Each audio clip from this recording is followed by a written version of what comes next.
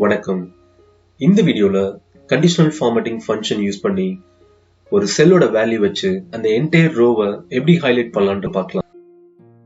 XYZ அப்படின்ற ஒரு கம்பெனியை அஸ்யூம் பண்ணி அந்த கம்பெனி ரிசீவ் பண்ற ஆர்டர்ஸை வேரியஸ் ஸ்டேட்டஸ் வச்சு எப்படி ஃபார்மேட் பண்ணலான்றத இந்த வீடியோல பார்க்கலாம்.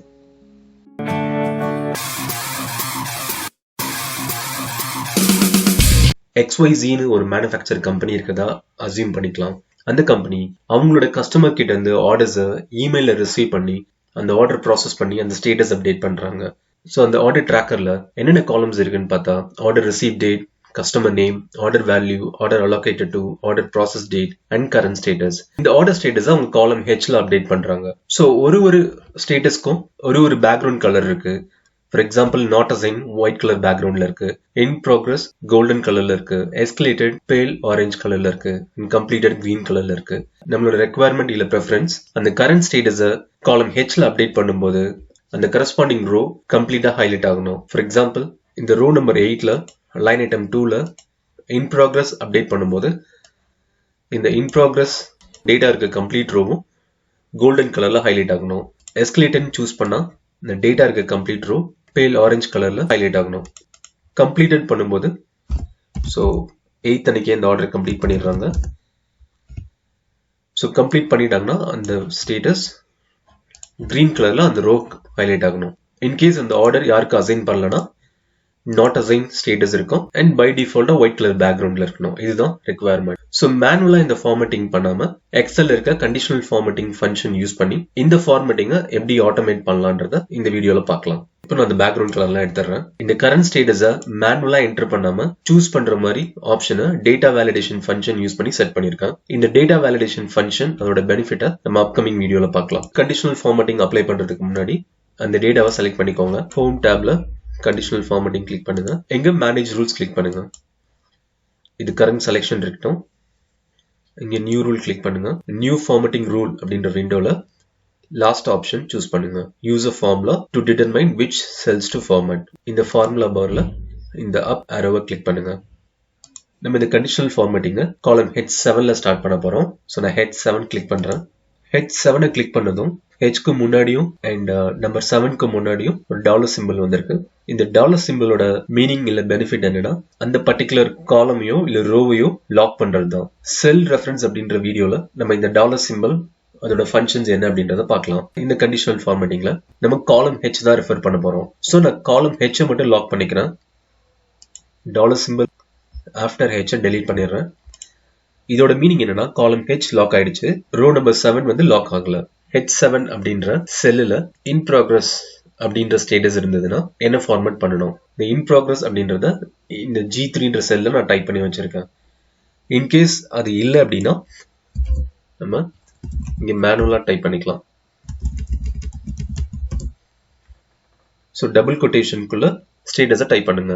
ஸோ இங்க இன் ப்ராக்ரஸ், எஸ்கலேட்டட், கம்ப்ளீட்டட். ஸோ எது வேணா சூஸ் பண்ணிக்கலாம். ஸோ நான் ஃபர்ஸ்ட் இன் ப்ராக்ரஸ் சூஸ் பண்றேன். ஆல்ரெடி ஆர்டர் ஸ்டேட்டஸோட இன்ஃபர்மேஷன்ஸ் இந்த எக்ஸல் அவைலபிளா இருக்கிறதுனால நான் ரெஃபர் பண்றேன். ஸோ இங்க காலம் ஜியும் லாக் ஆயிடுச்சு அண்ட் நம்பர் 3யும் லாக் ஆயிடுச்சு. ஸோ இந்த ஃபார்முலாவை ட்ராக் பண்ணோம் அப்படின்னா அந்த G3ன்றது சேஞ்சே ஆகாது. வேற H7ன்றது H8 மாறும், H9 மாறும். ட்ராக் பண்ணோம்னா நான் ஓகே கொடுக்குறேன். என்ன ஃபார்மேட் பண்ணோம்? கோல்டன் கலர்ல ஃபில் பண்ணோம். இந்த ரூல் இங்க H7ல G3 இருந்ததுன்னா இந்த கோல்டன் கலர்ல பிளாக் கலர் டெக்ஸ்ட்ல B7 to H16. ஸோ B7ல இருந்து இந்த H வரைக்கும் இது ஃபார்மேட் பண்ணோம். நான் அப்ளை கொடுக்குறேன். Give okay. இந்த ரோ நம்பர் 8 இந்த கரண்ட் ஸ்டேட்டஸை இன் ப்ராக்ரஸ் இப்போ நான் சூஸ் பண்ணேன்னா B8ல இருந்து H8 வரைக்கும் கோல்டன் கலர் பேக்ரவுண்ட்ல ஹைலைட் ஆகணும். ஹைலைட் ஆயிடுச்சு. நான் வேற ஒரு ரோ நம்பர் 10 எடுக்கிறேன். இன் ப்ராக்ரஸ் சூஸ் பண்றேன். ஹைலைட் ஆகுது. எஸ்கலேட்டர் சூஸ் பண்ணா ஆகாது, பிகாஸ் இன்னும் நம்ம கண்டிஷன் செட் பண்ணல. இன் ப்ராக்ரஸ் சூஸ் பண்ற ஆகுது.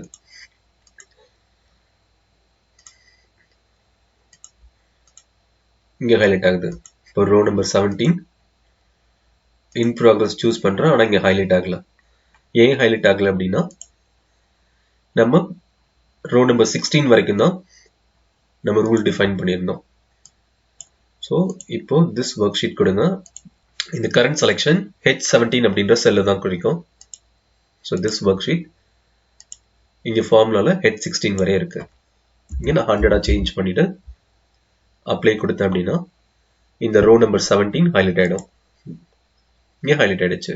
ரோ நம்பர் 7ல இருந்து ரோ நம்பர் 16 இல்லை லைன் ஐட்டம் 1 to 10 டிஃபால்ட்டாக பார்டர் இருந்தது. ஸோ பார்டரோட ஃபார்மேட் ஆச்சு. ஆனால் இங்கே நம்ம பார்டர் டிஃபைன் பண்ணல. ஸோ எடிட் ரூல் கிளிக் பண்ணுங்க, ஃபார்மேட்.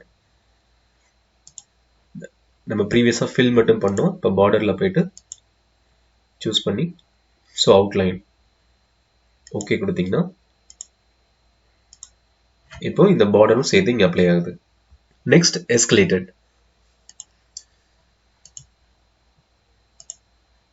ஸோ எஸ்கலேட்டட் பண்ணுறதுக்கு நியூ ரூல் கிளிக் பண்ணுங்க.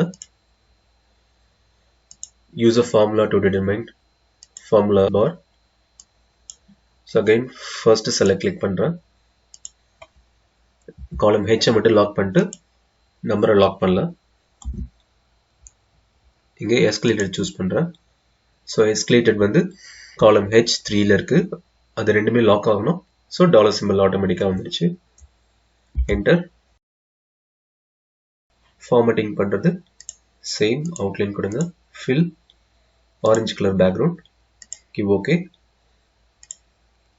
இப்போ நான் அப்ளை கொடுக்குறேன். இந்த செல்லை எஸ்கலேட்டட் சூஸ் பண்ணா இது கம்ப்ளீட்டா இந்த செல்லை ஹைலைட் பண்ணாது. அது ஏன் பண்ணாதுன்னா இந்த பர்டிகுலர் செல்லை மட்டும் தான் ஹைலைட் பண்ணும். அது என்ன ரீசன்னா கண்டிஷனல் ஃபார்மேட்டிங் போயிட்டு மேனேஜ் ரூல்ஸ் கிளிக் பண்ணுங்க. திஸ் ஒர்க் ஷீட் கொடுங்க. ஸோ தட் அந்த ஒர்க் ஷீட்ல என்னென்ன கண்டிஷனல் ஃபார்மேட்டிங் இருந்ததுன்றது தெரியும். ஸோ நம்ம கோல்டன் கலர் கொடுக்கும்போது இந்த பிலேருந்து கொடுத்துருக்கோம். ஏன்னா நம்ம செல்லை செலக்ட் பண்ணிட்டு கண்டிஷனல் ஃபார்மேட்டிங் அப்ளை பண்ணதுனால கண்டிஷனல் ஃபார்மேட்டிங் ஃபங்க்ஷன்ஸ் ஆட்டோமேட்டிக்கா அந்த செல் ரேஞ்சை சூஸ் பண்ணிடுச்சு.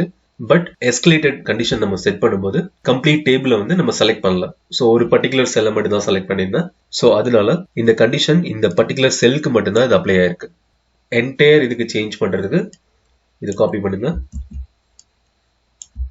இங்க பேஸ்ட் பண்ணுங்க. இப்போ அப்ளை கொடுத்தீங்கன்னா இந்த எஸ்கலேட்டட் டிஃபால்ட்டா மாறிடுச்சு.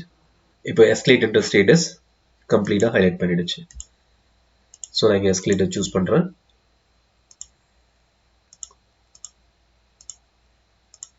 எஸ்கலேட்டட் சூஸ் பண்றேன். ரோ நம்பர் 18ல எஸ்கலேட்டட் சூஸ் பண்ணா கம்ப்ளீட்டா பேல் ஆரஞ்சு கலர்ல ஹைலைட் பண்ணோம். அட் த சேம் டைம் பார்டரும் அப்ளை பண்ணோம். இப்போ கம்ப்ளீட்டட் ஸ்டேட்டஸ் பார்க்க போறோம். ஸோ என்ன பண்ணுங்க, செலக்ட் பண்ணுங்க, conditional formatting, manage rules, new rule click பண்ணுங்க, யூஸ் அ ஃபார்முலா, ஃபர்ஸ்ட் செல்லை சூஸ் பண்ணுங்க, லாக் பண்றதை ரிமூவ் பண்றேன், equal to completed. So I3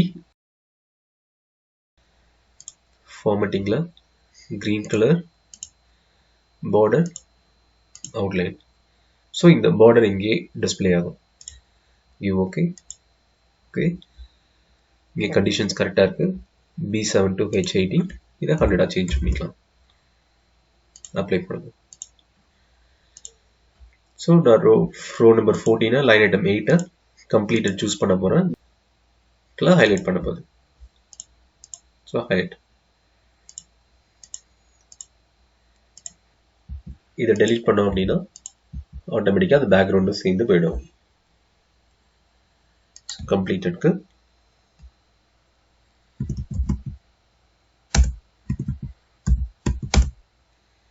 இந்த வீடியோல நம்ம பார்த்த ரெண்டு ஃபங்க்ஷன், டேட்டா வேலிடேஷன்